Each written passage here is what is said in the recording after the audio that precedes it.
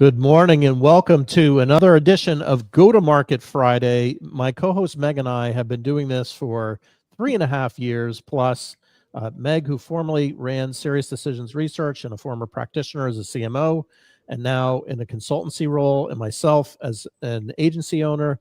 We have different guests each week, and this week we welcome a special guest from Dubai. We caught him in between Dubai and India, as well as New York City. He travels quite a bit, so really grateful to have Alex, and we're going to give a proper introduction in a moment. He's the CEO of SalesboxAI and founder. And as we do in every episode, as people are filing in here, we've done so many of these episodes, probably close to 400 episodes now. If you have a specific question, Meg or I are certainly happy to address. This session is as much ours as it is yours. In the lower corner or in your LinkedIn, you have the ability to ask us questions real time, or you can pop over a question via LinkedIn to us independent of this, and we'd be happy to point you in the right direction. Of course, we're going to suggest, if you get value here, like and subscribe, share with a friend. We grow when you grow.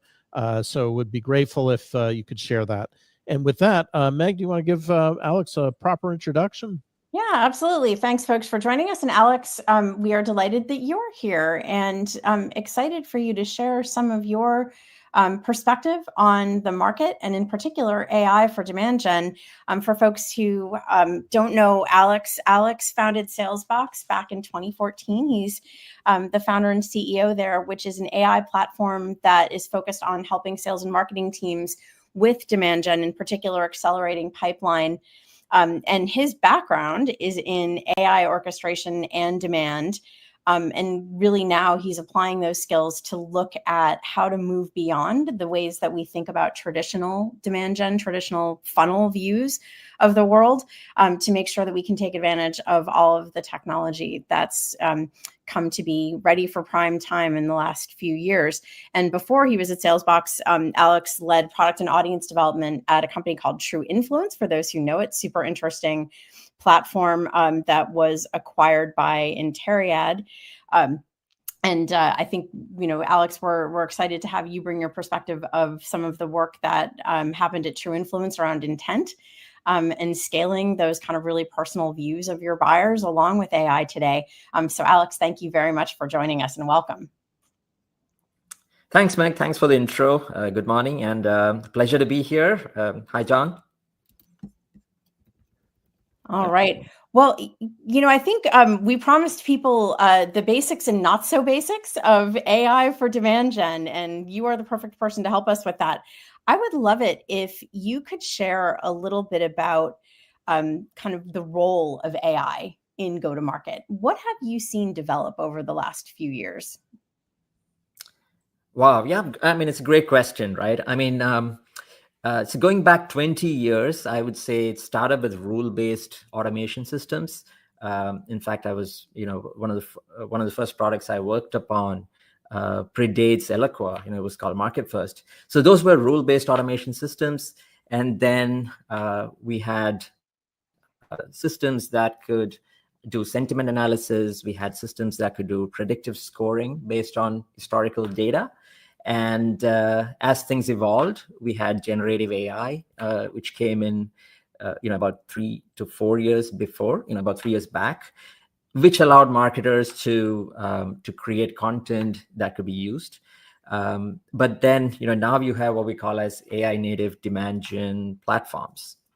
So yes, all the way from rule-based automation, I would say there's been about 5 different eras in the space so far. Yeah, thank you. I appreciate you tracing that line too, kind of from the things that we know and many people still have in place kind of to where we are now. But John, it looked like you were going to come in with a question. I'll let you go ahead. Well, I was just thinking about, you're an OG here of marketing automation. So you've seen kind of the transition that's happening even in today's market of people being frustrated with marketing automation. It was really designed for something 15 years ago. And so your timing for SalesBox is really good. Maybe we could just start off with a definition of what is AI native demand generation versus like traditional demand generation. Because now that you got AI in the mix, what's changing there?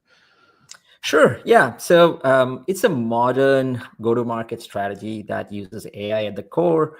The core engine is AI based, and it helps you identify, engage, and convert in-market buyers.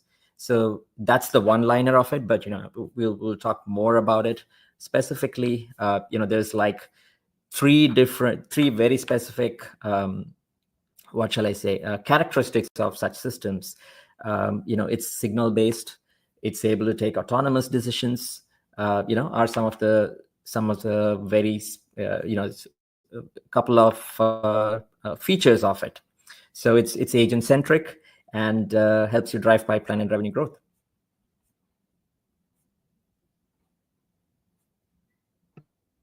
Sorry about that. So thinking about that, how is that specifically different than the way that we would have thought about a traditional marketing automation platform or traditional demand gen? What is the AI native piece as opposed to the traditional piece? Sure. Yeah. I mean, the traditional systems were very lead centric. You had, it was everything was based on a lead, whereas here, it's more holistic. It's more revenue centric. So so if the primary goal was to collect leads in the traditional system, here it is to create qualified pipeline. Secondly, in terms of targeting itself, the first one is very criteria based, whereas here it's more nuanced. It is in market accounts and buying groups specific. So targeting is slightly different. The data inputs, the traditional system works on firmographics based, whereas here you have intent signals from multiple sources, which is used. The engagement piece also in the traditional is very manual. So you have campaigns that set up and runs, whereas here you have autonomous AI agents. So yeah, and lastly, the scale, right? There is the traditional system. You're limited by the bandwidth of the marketing automation expert, whereas here you have agents that makes it more elastic and scalable.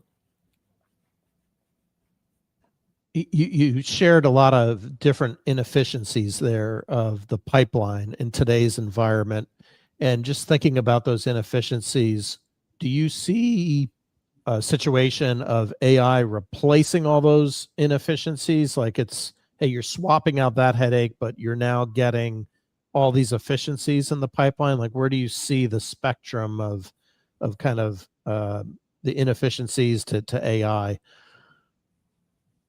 So if your question is, how does AI make things more efficient, right? I think that if I heard you, that Yes. was the question, right? So yeah, so it there is a lot of waste. There is a time, or the time it takes to set up a campaign, for example. That's a saving, because with a native AI system, you have an always on program, so you don't have to, the time it takes to set up a sequence or the messages could be cut off here.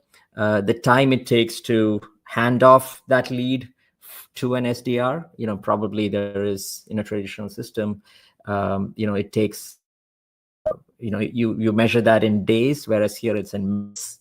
Again, how soon could you act on a signal is very different here as well. So yeah, so you get a lot of efficiencies in being able to act instantly on a signal.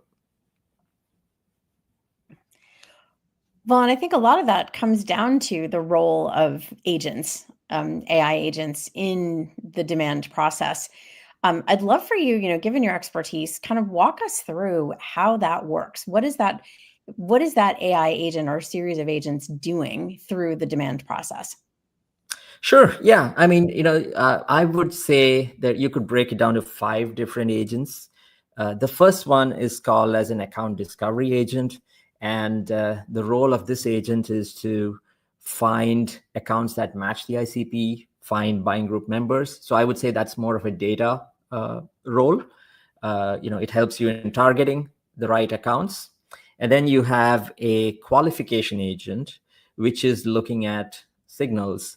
It is trying to see, it's trying to prioritize in-market accounts. So the job of this agent is to help us focus on the right set of accounts.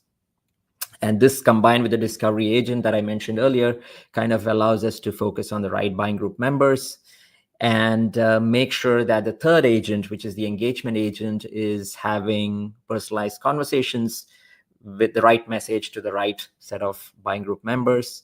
And then, that's how engagement happens, which brings us to the fourth agent, which is an SDR agent, which is trying to book meetings on accounts that's been prioritized. And you also have a RevOps agent whose job it is to update the CRM and pass that on to sales. So broadly, these are the 5 agents in a native AI demand gen program that I would recommend, which allows you to drive pipeline and revenue growth. Well, that's very fascinating, and thinking about AI, it kind of leapfrogs all the other investments of people and technology with those 5 different agents, and you can automate that. That's fantastic. Maybe just double clicking into the first 2 agents. I think you said it was a qualification agent, and there was an account discovery agent. Tell us a little bit about how they identify the buyers group there, or what are common issues that you see if you don't have those 2 types of agents, like right out of the jump. Why are those so important to kind of get right? Sure. Yeah. I mean, it's all about, the number one I would say is, intent, first party intent. And the qualifying agent, for example, is listening on your website to identify who is coming. So, and is that visitor an in-market account? Is that visitor part of the buying group? So, yeah, so that is crucial in terms of a timing and relevance perspective, and getting in front of the right, which ensures that, we are having the right conversation at the right time with the right account. So yeah, that's the qualifying agent. And when it comes to the first agent that I mentioned, the discovery agent, as you're aware, for any AI initiative, it's essential that the data is right. And this is what is the focus of this agent. So these 2, I would say, are the building blocks. One is you got to get the timing right. You have to get the input right, which is the data. And I'd love to pause on the data for a second. One of the things that I hear companies worry about a lot is my data is not perfect, so therefore I can't do whatever it is I want to do. But the flip side of that is your data will probably never be perfect. Sure. What are some of the things for the companies you've worked with that have been successful deploying these agents? What kinds of things would you advise them to do to make sure that their data is ready? So yeah, I mean, one is to weed out the the people who have left the company. The second is, there is job titles which need updation, the job functions, etc. So you probably would need to look at the CRM or marketing automation system. And step 1 is to get the data right. And there are different ways, there are vendors that help you enrich the information you have, and and cleanse the data you have as well. And there are vendors who have go-to-market agents who do such tasks as well, like the one I mentioned. And you mentioned also the engagement agent, which to me sounds like a possible replacement for marketing automation or an ABM platform. Maybe share, what is that engagement agent? Like, if you double click into that, what is it capable of doing, or where are you seeing some challenges of companies that are trying to adopt the engagement agent, moving away from maybe traditional ways of doing demand gen? Yeah. So when it comes to the engagement agent, it's about, what are the channels on which it can engage? Is it omni-channel? There are traditional systems which is, a single channel, probably just email. So you want to make sure, first of all, that it can be conversational. It has the ability to kind of have two-way conversations, and score and prioritize those engagements or conversations as well. So even before going to kind of replace things, probably there is a lot of gaps as well, where probably it's just the engagement today that's being attempted is just driving people to landing pages, and there is a probably what is added as another element is two-way conversations over email or over chat. So it could be an add-on. Having said that, it is possible to have a unified agent for engagement. Technically possible to have the same agent do both email and chat and all engagement for using the same agent. And I'd love to follow up on that, because I think the promise of that is amazing, especially when it comes to kind of programmatic account-based work, where you're trying to reach a good number of customers, but you also don't want to make it just the same old demand gen with the kind of limited personalization. What are some of the inputs that companies need to prepare? I mean, this is the part that people have to do. Sort of what do they need to do to be ready to have productive and distinctive engagement, would you say? So yeah, I mean, there's lots that could be done on the personalization front. So just because of the bandwidth limitations, we probably are not personalizing, or data limitations. We don't have the ability to personalize it. In the AI native AI world, this is called as context. So we are able to give richer context about each lead to the agent, so that conversation could be personalized. So be it with the intro line, or it could be about recent articles published. So there is a lot more context that it could utilize to craft that message. So yeah, it's about the basics of being, how can you make that more relevant, that engagement.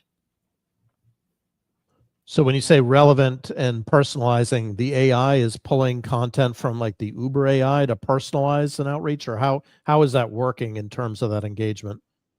So there is publicly available information and signals about, because in today's world, people are putting information out. So there could be a recent article which was published, or a blog post. So how could you cross-reference that wherever it's relevant?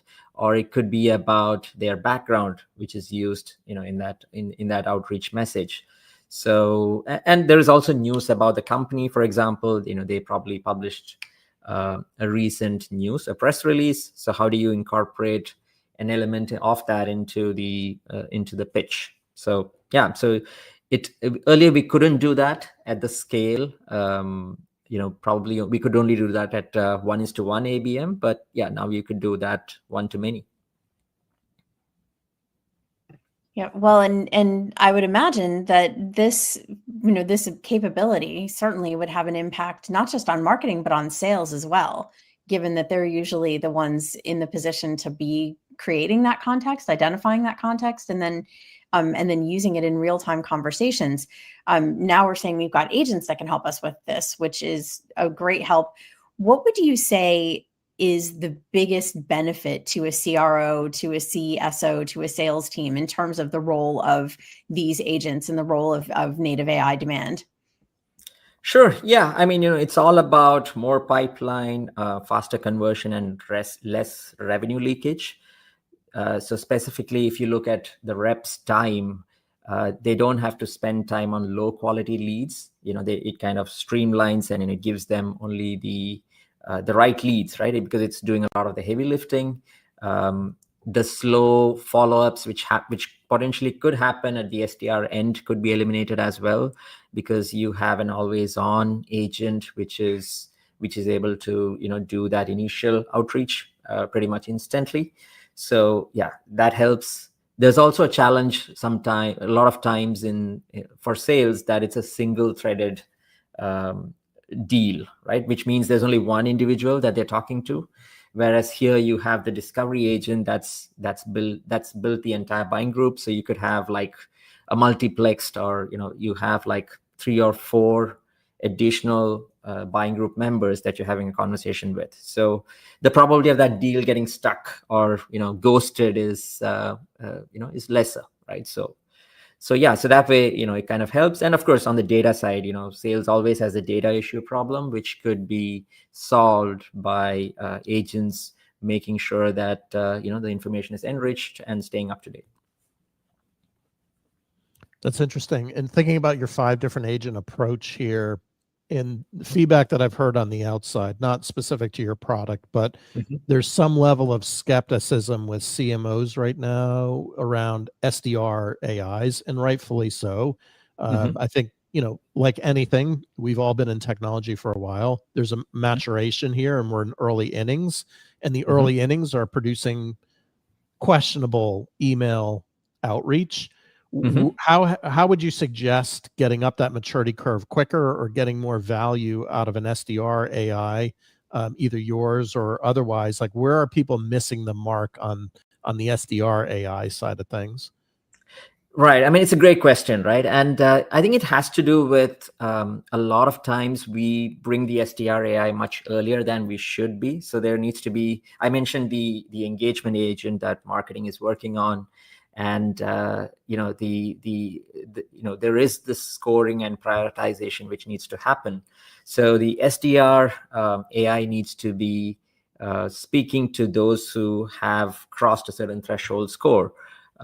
In terms of the account, right? So they, when they are more sales ready, let's put it that way, right? So when it's not relevant, or when the timing is not right, it has quite the opposite effect, like you rightly mentioned. Well, and one of the conversations I know I've seen a lot on LinkedIn over the last couple of weeks, especially as we're starting to close out budget season, and people are being pushed. There's a lot of data from Forrester and others kind of saying that budgets are going to be smaller for marketing going into 2026. And if you are in a sales or marketing leadership role and you want to make sure that you are setting the right expectations around the impact of AI, especially just saying kind of in the near term too, sort of, we know it'll be huge in the long term, but what is it now? What would you say? What would you feel comfortable encouraging a CMO or a head of sales to promote to their board or their CEO in terms of budget change expectations around the impact of AI? Sure. Yeah. I mean, it needs to be traditionally, it was like a lead, the sales and marketing alignment was a little off as well, I would say. So, marketing used to talk in the language of leads, and, sales is talking more on revenue, but that's evolved, and, and Forrester's done an amazing, work on that front, Meg, and you're aware of it. And the native AI demand gen motion is also very revenue centric. So the conversation is more about how AI can help with revenue acceleration. How can it give cost efficiency? Because there is like a lot of systems in the MarTech stack, which is probably legacy, and it is like remnants from yesteryears, which could be consolidated. Which is just existing there, right? So the conversation more is about, hey, these are the benefits. There's predictable and measurable ROI from this, and it also gives you that what I would call that strategic agility, because you can you can experiment. You have that flexibility as well with something like this if you wanted to test out a market, things like that. So. Yeah, just thinking about today's crazy market and building off what Meg said about Gartner and kind of the lowering of budgets. Another one of our guests, Ray Reich, I was listening to one of his presentations yesterday, and another one from EBSTA on kind of the state of revenue in, I would say, probably smaller SaaS companies, where they're really challenged right now with growth that's just not happening. To net it out, the bottom line is just not growing as quickly as people would like. And to Meg's point, I think you're going to see a lot of compression on the headcount for 2026. People are going to be lucky if they hire, I think, in marketing. They may even be lucky if they do replacement hiring for people that churn. So if you pretended for a moment, hey, I'm the CMO, I'm not getting any more headcount, but boy, what you're sharing here sounds really, really great. How do I make the case internally to adopt any of these agents or AI overall? Like, where should I be thinking about in my existing budget to potentially, question, trim, cut back? Because right now we've cut back so much. Like, where do I go as a CMO to say, okay, I'm going to take a gamble, I'm going to cut this, and I'm going to replace it with this, and this? Right. No, I mean, it's a great question, and it's the interesting thing is in each company it is very different, right? Because it depends on the contract cycle. It depends on their level of authority to do that as well, right? So it is there's no one size fits all answer, I would say, for it. But in terms of where to start, I would say with data initiatives, you have to get so I would say, how would you get an AI agent to cleanse the data that you have? And then, how do you make sure that you're getting the timing right? Could you possibly add an agent that's listing on your website for to create intent leads for you, to decipher who's visiting and ID that? So those are instant things that could be added to what you already have. And then of course comes the engagement piece. So so to answer your question, I would say you would want to look at that MarTech stack, what is not being used at all, in terms of maybe there is a system that's maybe it's a marketing automation system. We also have cases where there's like multiple within an organization as well. So so it would be about making sure that the start with the right use case, and I would say that's data. Yeah, that's always a great one. And it's something nobody likes to do manually. So it's probably the first place to get a win, at least an emotional win, I would say. Question to close things out, given your technical and market perspective, your 5 agents are going to be able to handle 80% of what demand gen is from an execution perspective. What do you see in terms of marketing teams making that shift from having to do the execution themselves to having agents helping? What does it open up for them to be able to do from a strategy or other kinds of execution perspective? Yeah, no, that's a great question. We're probably not at 80% yet. We're probably more, the 60 to 70%. But I would say the old role involved a lot of activities like building campaigns, writing emails, managing nurture flows, analyzing the clicks, etc. So the new role is probably going to be more, to define the ideal customer profile, set strategic goals for pipeline and revenue contribution, make sure there is alignment on messaging, make sure that the system is optimized. So I would say it's more marketing becomes the brains than today's maybe mostly the hands, not just the hands, right? So it's more around that. So if you look at the traditional job title itself, rather than a campaign manager, we're probably looking at a GTM orchestrator, for example. Or rather than a content marketer, it's going to be a content strategist and activator, right? A marketing ops role is going to be more an AI operations and data strategist type of role, which allows them to manage these systems and get more done. Well, that's good news if I ever heard it. Getting out of the execution role and into the more strategic and creative role, I think, is something we all appreciate and look forward to as we inch ever closer to that 80% number. Alex, thank you so much for joining us today, especially given that it's late in your day.